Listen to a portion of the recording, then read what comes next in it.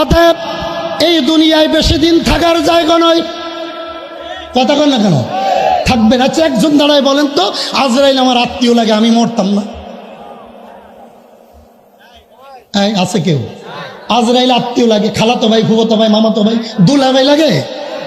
হ্যাঁ, মউত এমন একটা জিনিস, যেদিন আজরাইল আসবে কেউ থাকতে পারবে? বলেন, কেউ থাকতে পারবে না।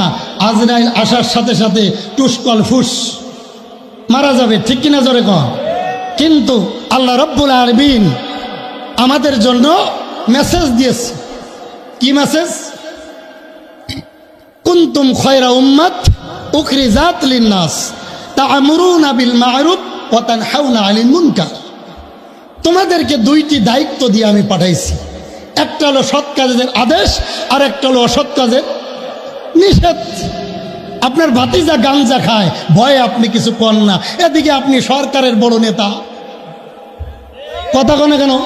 আপনি কাকরাইল মসজিদের ইমাম, আপনি কিছু বলেন না।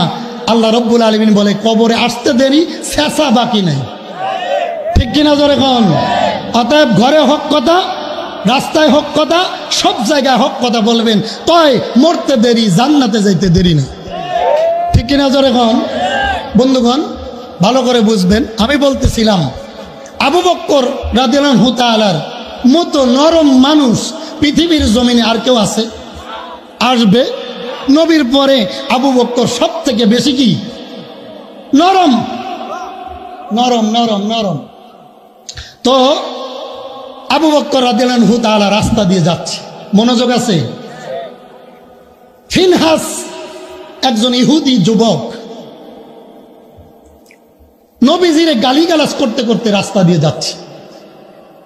আবু বকর রাদিয়াল্লাহু তাআলা তার নিজের জীবন থেকে আমার রসুলকে বেশি ভালোবাসতেন, ঠিক কিনা জোরে কন? নিজের জীবন থেকে কাকে বেশি ভালোবাসতেন?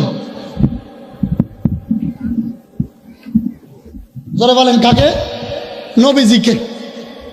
আবু বকর রাদিয়াল্লাহু তাআলা এভাবে হাতাটা গুছাইয়া দিছে একটা সর, জীবনে কারোরে মারে নাই, এই জীবনে প্রথম।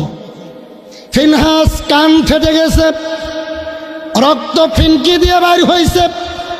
কানটা ধরে নিয়ে দৌড় দিয়ে নবীজির দরবারে ডাক দিয়ে বলে, নবী গো, দেখেন আপনার আবু বকর আমার কানের তালা ফাটাই দিস। আল্লাহু আকবার, আরো জোরে।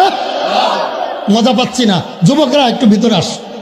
আজকে ফজর পর্যন্ত ওয়াজ চলবে, কারা থাকবেন? হাত তোলেন। আল্লাহর কসম আমি থাকতাম না, আপনারা থাকেন।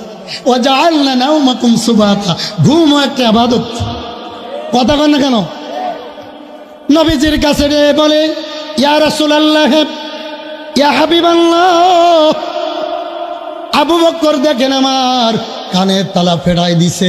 আমার নবীজি ডাক দিয়ে বলে, না, তুমি ভুল দেখেছ, এই কাজ আবু বকরের দ্বারাই হয় নাই, এই কাজটা করলে আমার ওমর করতে পারে, ঠিক কিনা? ডাক দিয়ে বলে, না গো নবী, এই কাজ করেছে, এই কাজ করেছে আবু বকর, আমি নিজে দেখেছি। মুহূর্তের ভিতর আবু বকর দৌড়ায় নবীজির কাছে হাজির, থর থর করে কাঁপতেছে। আমার নবীজি ডাক দিয়ে বলে, আবু বকর সিদ্দিক, আমি তোমার সিদ্দিক উপাধি দেয় নাই, আমার আল্লাহ তোমার সিদ্দিক উপাধি দিছে। আবু বকর, ফিনহাস তোমার বিরুদ্ধে নালিশ করছে, তুমি নাকি তারে থাপ্পড় দিছ। আমার বিশ্বাস হয় না, কারণ আমার আবু বকর কোনোদিন একটা মানুষের গরম কথাও বলে নাই, ঠিক কিনা? আবু বকর চিৎকার দিয়ে চোখের পানি ছেড়ে ডাক দিয়ে বলে, নবী, ফিনহাস যা বলেছে ঠিক বলেছে। নবী ফিনহাসরে জিজ্ঞেস করেন, কেন আমি তারে থাপ্পড় দিছি? নবীজি, আমি রাস্তা দিয়ে আসতেছিলাম, আপনি তো জানেন গো, আমার জীবন থেকে আমার রসুলকে বেশি ভালোবাসি। ইয়া রাসূলুল্লাহ, ইয়া হাবিবাল্লাহ, আমি পিছনে ছিলাম, ফিনহাস দেখে নাই। আমার সামনে থেকে আমার বিশ্ব নবীকে এই ফিনহাস বিভিন্ন গালিগালাজ করেছে। নবীজি, আমি সইতে পারি নাই, আমার যত শক্তি ছিল একটা থাপ্পড় মারছি, তার কানের তালা যে ফেটে যাবে আমি জানতাম না, আমি জানতাম না। আমার নবীজি মৃদু হেসে বলে, ফিনহাস, ফিনহাস রে, কেন তুমি আমার গালিগালাজ করলা? ফিনহাস ডাক দিয়ে বলে, ইয়া রাসূলুল্লাহ, আমার রক্ত যায় আর আপনি যে হাসেন, আপনি কি বিচার করবেন না? আমার নবী চিৎকার দিয়ে বলে, ফিনহাস, ওয়াল্লাহি কাবার কসম, এই থাপ্পড় আমার আবু বকর দেয় নাই, এই থাপ্পড় দিছে আমার আবু বকরের ঈমানের থাপ্পড়। তুমি যে এখনো বেঁচে আছো